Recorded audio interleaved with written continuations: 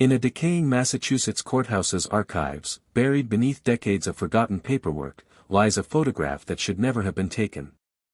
Two young boys, dressed in their finest clothes, posed solemnly beside what appears to be their sleeping brother. But Herbert Prescott was not sleeping.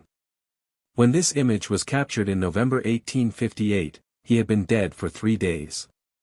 What the camera recorded, however, would later reveal one of American history's most disturbing family secrets.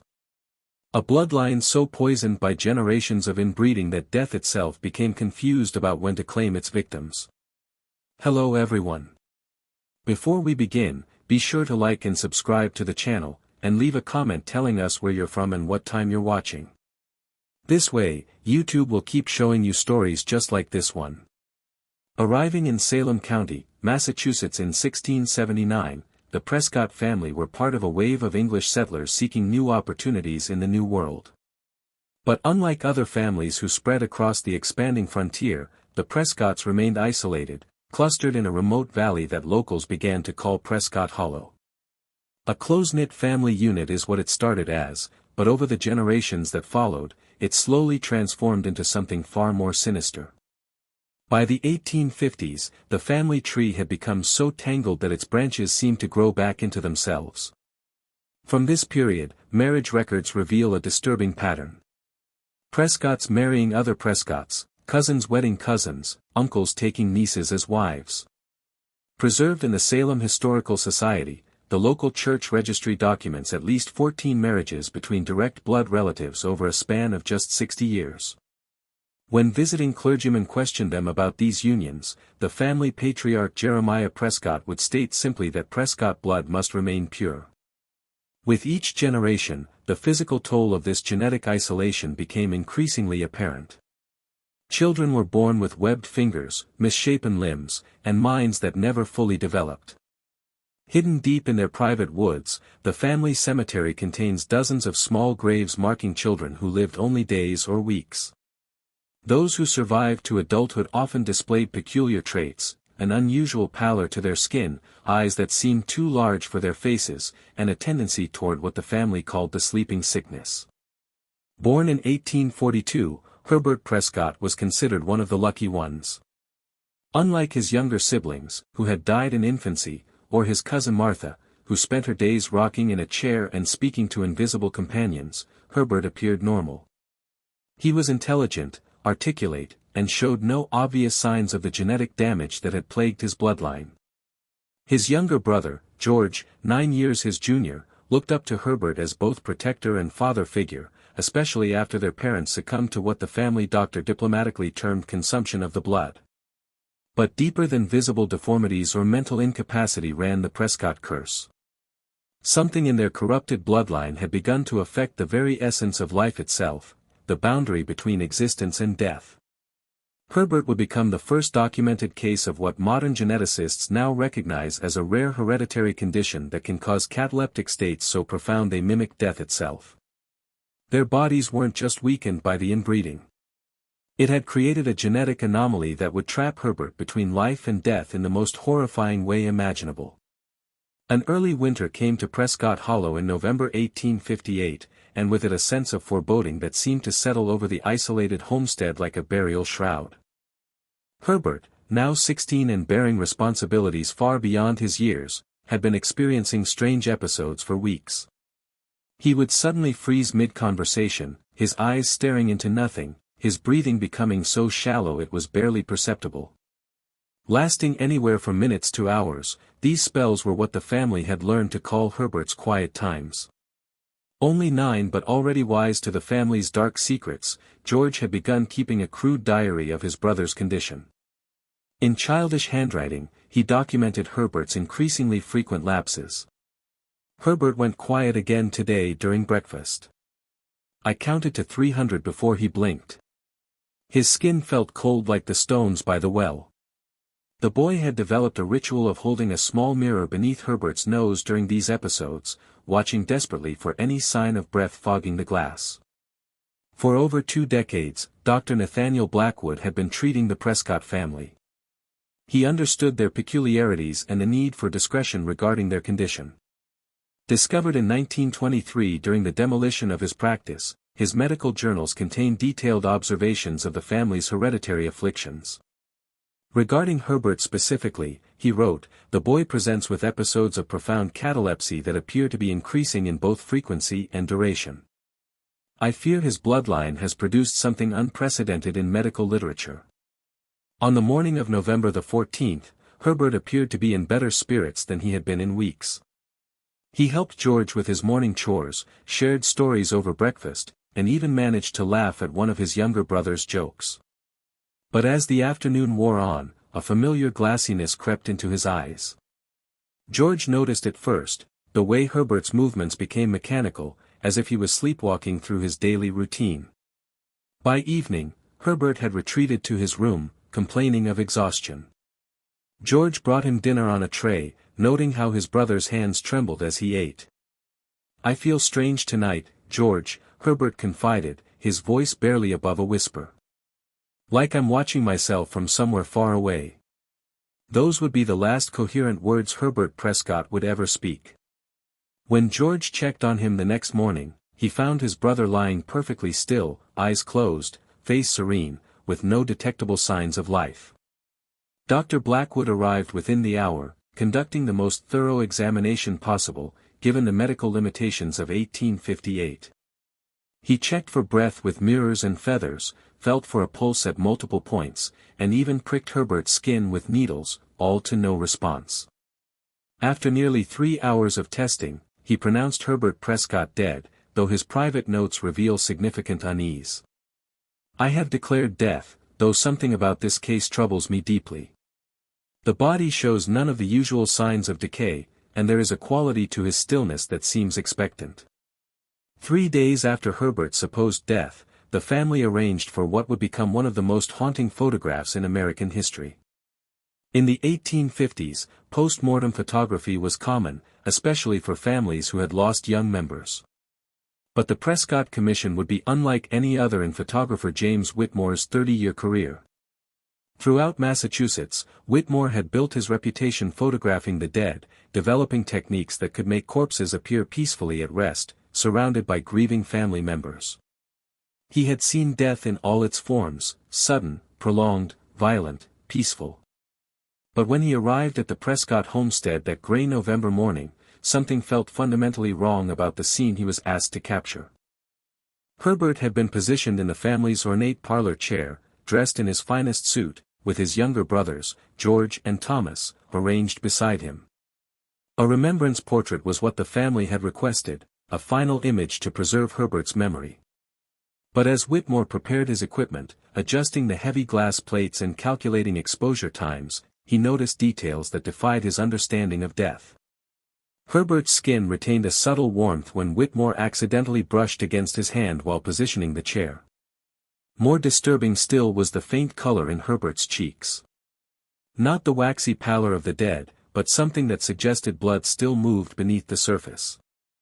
Whitmore's notes from the session, preserved in his studio records, reveal his growing unease. "The deceased presents most unusually. I have photographed hundreds of corpses, yet never have I encountered one that seemed so present. Several times during the lengthy exposure, I could swear I detected the slightest movement of his chest." Young George appeared almost hysterical during the session, constantly glancing at Herbert, as if expecting him to suddenly sit up and speak. The boy's behavior was so erratic that Whitmore nearly cancelled the sitting entirely. "The child keeps whispering to his brother," Whitmore wrote, as though carrying on a conversation with the dead. Most unsettling. What Whitmore couldn't have known was that since Herbert's apparent death, George had been experiencing vivid dreams. Dreams where his brother called out to him, begging for help, describing a terrible darkness where he couldn't move or speak, but remained terrifyingly aware.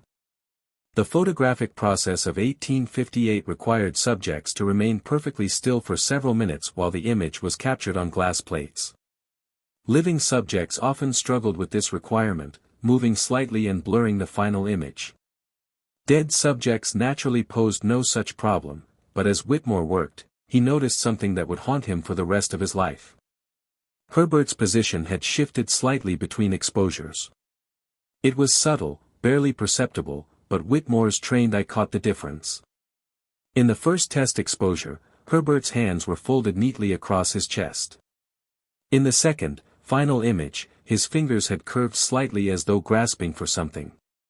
When Whitmore mentioned this to Dr. Blackwood, the physician dismissed it as post-mortem settling of the body, but privately both men shared the same terrible suspicion, that Herbert Prescott might not be as dead as they had pronounced him to be. The completed photograph would later become evidence in one of the most disturbing cases of premature burial in American medical history. But in 1858, it simply stood as a memorial to a boy whose family's cursed bloodline had created something unprecedented in the annals of medicine. Herbert Prescott was buried on November 18, 1858, 4 days after his apparent death, in the family cemetery hidden in the dark woods behind their homestead. The delay was longer than typical for the era, supposedly due to the time required to prepare the ornate oak coffin that the family had commissioned from a craftsman in nearby Salem. But from this period, George's diary entries suggest a different reason for the postponement. The family was deeply divided about whether Herbert was truly dead. The boy's crude but haunting entries reveal a household in psychological turmoil. Uncle Silas says Herbert looks too good to be dead. Aunt Prudence keeps checking his mirror for breath clouds. I asked Dr. Blackwood why Herbert's fingernails are still growing and he told me not to ask such questions. Modern medical knowledge explains that hair and nail growth can continue for days after death. But in 1858, such phenomena only added to the family's mounting dread. The burial itself was a small affair attended only by immediate family members and Dr. Blackwood. The Prescott family had always been secretive about their affairs, and generations of inbreeding had left them with few connections to the outside world. As the oak coffin was lowered into the rocky New England soil, George later wrote that he heard what sounded like muffled tapping from within the wooden box. When he mentioned this to his uncle, he was told it was merely the settling of Herbert's body and warned never to speak of such things again. But for George, the nightmares had only just begun. In the weeks following the burial, the boy experienced increasingly vivid dreams that felt more like visitations than ordinary sleep disturbances. He would wake in the middle of the night, convinced he heard Herbert calling his name from somewhere deep underground. His diary entries from this period grow increasingly frantic. Herbert came to me again last night. He was trying to tell me something important, but I couldn't understand the words. His mouth was moving, but no sound came out. He looked so frightened. Meanwhile, Dr. Blackwood was conducting his own investigation into the Prescott family's medical history. What he discovered in church records and family Bibles horrified him, a genetic legacy so compromised by inbreeding that it had produced conditions he had never encountered in medical literature. His private correspondence with colleagues at Harvard Medical School reveals his growing certainty that the family carried hereditary traits that could cause states of suspended animation indistinguishable from death by contemporary diagnostic methods. The local community began to whisper about strange occurrences in Prescott Hollow. Farm animals refused to graze in the fields near the family cemetery. Travelers reported hearing cries coming from beneath the ground, though they attributed these to the wind moving through the trees. Most disturbing of all, several residents claimed to have seen a figure matching Herbert's description walking through the woods at night, always moving toward the cemetery, always vanishing when approached. George's behavior became increasingly erratic.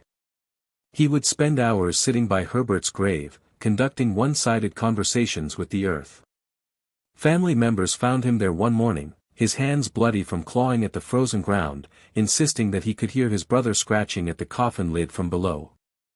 When Dr. Blackwood examined the boy, he noted symptoms of severe psychological trauma, but also wondered if George might be experiencing some form of psychic connection to his buried brother, a phenomenon that would later be documented in cases involving twins and other close genetic relatives. If you're still watching, you're already braver than most. Tell us in the comments what you would have done if this was your bloodline. By the spring of 1859, George Prescott's condition had deteriorated to the point where Dr. Blackwood feared for the boy's sanity. The child had stopped eating, barely slept, and spent most of his waking hours describing detailed conversations with his dead brother. But it was George's increasingly specific descriptions of Herbert's supposed underground experiences that finally convinced the doctor to take drastic action. "Herbert says the wooden box is getting smaller," George told Dr. Blackwood during one of their sessions. "He says his fingers are bleeding from trying to push up the lid. He says he can hear us talking sometimes, especially when it rains and the water seeps down." These weren't the vague fantasies of a grieving child. They contain details about coffin construction and burial practices that number 9-year-old should have known. Dr. Blackwood made the unprecedented decision to recommend exhumation. The family initially resisted, but George's deteriorating mental state and the doctor's persistent concerns about the unusual circumstances of Herbert's death eventually swayed them. On May 3, 1859, nearly 6 months after the burial, a small group consisting of Dr. Blackwood, 2 local laborers, and several family members gathered at Herbert's graveside with shovels and lanterns. What they discovered when the coffin was finally unearthed and opened would haunt every witness for the remainder of their lives. Dr. Blackwood's official report, preserved in the Massachusetts Medical Society archives, describes the scene in clinical terms that barely contain the horror of what they found. The deceased had clearly regained consciousness post-burial. Evidence of desperate struggle was immediately apparent. The interior of the coffin lid was gouged with deep scratches clearly made by human fingernails. Splinters of wood were found embedded under what remained of Herbert's fingernails, and his hands were positioned above his head, pressed against the coffin lid in a final, futile attempt at escape. But perhaps most horrifying of all was Herbert's position within the coffin. He had been buried lying peacefully on his back, arms crossed over his chest. When the coffin was opened, his body was contorted, knees drawn up, head twisted to one side, arms extended upward as though he had been pounding on the wooden barrier above him. The fabric of his burial suit was torn in several places, consistent with violent thrashing movements. Most disturbing of all, Herbert's mouth was open in what appeared to be a silent scream, and his eyes, which had been gently closed at burial, were wide with an expression of absolute terror. Dr. Blackwood noted in his report that the body showed clear signs of asphyxiation, not the peaceful natural death they had originally diagnosed. George's reaction to these findings was immediate and shocking. Rather than the hysteria the adults expected, the boy became perfectly calm for the first time in months. "He's not calling to me anymore," George said simply, staring down at his brother's contorted remains. "He's finally quiet." The child's nightmares ceased immediately following the exhumation, but he would never fully recover from the psychological trauma of having unknowingly listened to his brother's underground death struggle for 6 months. Dr. Blackwood's investigation revealed that Herbert had likely regained consciousness within hours of being buried. The scratches on the coffin lid suggested he had fought for his freedom for days, possibly even weeks, before finally succumbing to suffocation and dehydration. The realization that they had condemned a living boy to one of the most horrific deaths imaginable would drive 2 of the family members present at the exhumation to take their own lives within the year. The Herbert Prescott case forced Dr. Blackwood to confront a medical reality that challenged everything he thought he knew about death itself. His subsequent research into the family's genetic history revealed a pattern of inbreeding so extensive that it had essentially created a new form of hereditary catalepsy, a condition where the victim could enter states of suspended animation so profound that they appeared clinically dead by the diagnostic standards of the 1850s. Working with colleagues at Harvard Medical School, Dr. Blackwood traced the Prescott bloodline back to its origins in Salem County. What he discovered was a family tree so twisted by generations of cousin marriages that the genetic pool had become catastrophically shallow. The original Prescott patriarch Jeremiah had married his own niece in 1695. Their children had married each other and their cousins, creating a pattern of genetic isolation that continued for over 160 years. The medical consequences of this inbreeding had manifested in various ways throughout the generations: stillbirths, mental deficiency, physical deformities, and unusual neurological conditions. But Herbert represented something unprecedented, a genetic anomaly that could trigger cataleptic states indistinguishable from death.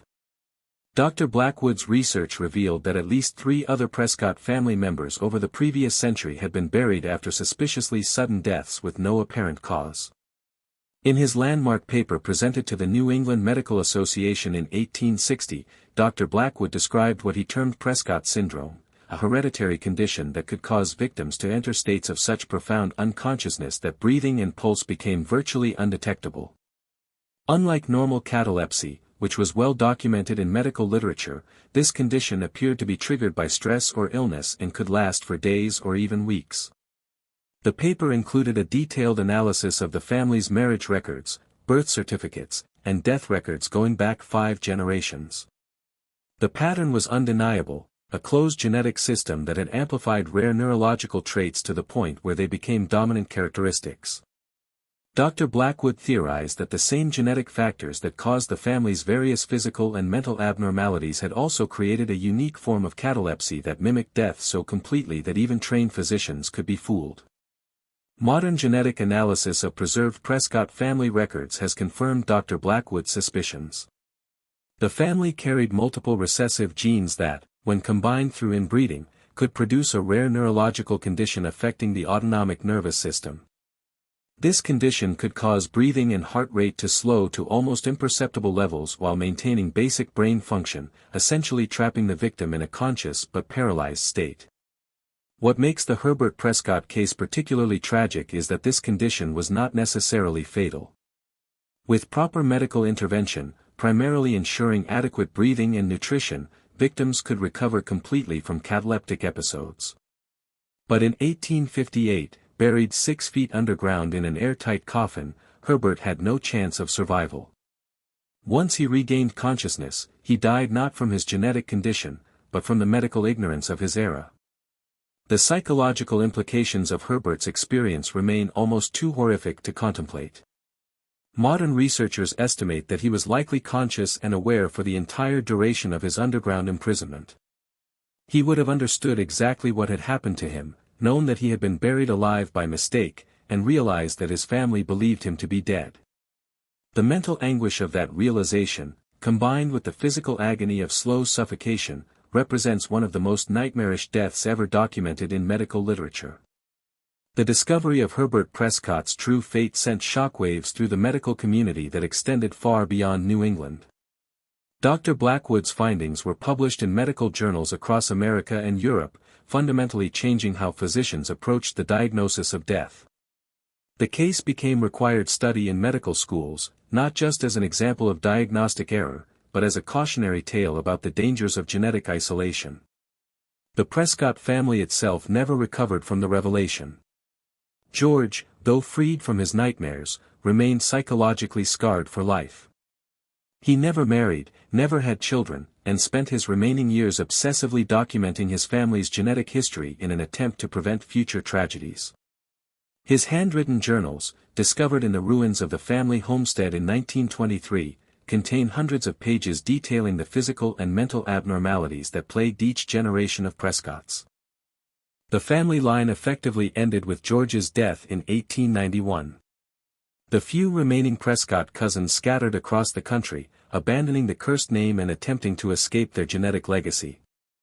The homestead in Prescott Hollow was abandoned and eventually reclaimed by the Massachusetts wilderness, though locals reported strange phenomena in the area for decades afterward, unexplained sounds from the family cemetery, sightings of figures moving among the overgrown graves, and a persistent feeling of unease that seemed to permeate the very soil. The post-mortem photograph of Herbert and his brothers became one of the most studied images in the history of forensic medicine. When examined with modern photographic enhancement techniques, experts have identified subtle signs that Herbert was indeed alive when the picture was taken: the slight tension around his eyes, the barely perceptible color in his skin, and, most disturbingly, evidence of muscle tension that would be impossible in a true corpse. Perhaps most chilling of all, advanced digital analysis has revealed what appears to be the faintest suggestion of movement in Herbert's fingers during the long exposure required for the 1858 photograph. Some experts argue this could be explained by natural post-mortem processes, but others believe it represents the last conscious movements of a boy trapped in a living nightmare, unable to signal his desperate need for help. The Herbert Prescott case influenced medical practice for generations. Mandatory waiting periods before burial became standard procedure, and new techniques for confirming death were developed specifically to prevent similar tragedies. The case also contributed to the Victorian era's growing fear of premature burial, spawning an entire industry of safety coffins equipped with bells, breathing tubes, and other devices designed to allow the accidentally buried to signal for help. Modern genetics has revealed that the Prescott family's condition was likely caused by a combination of rare recessive genes that became concentrated through generations of inbreeding. Similar conditions have been documented in other isolated populations, though none as severe as what the Prescotts experienced. The family's tragic legacy serves as a stark reminder of the biological consequences of genetic isolation and the importance of genetic diversity in human populations. Today, the original photograph of the Prescott brothers resides in the archives of the Smithsonian Institution, where it continues to disturb visitors and researchers alike.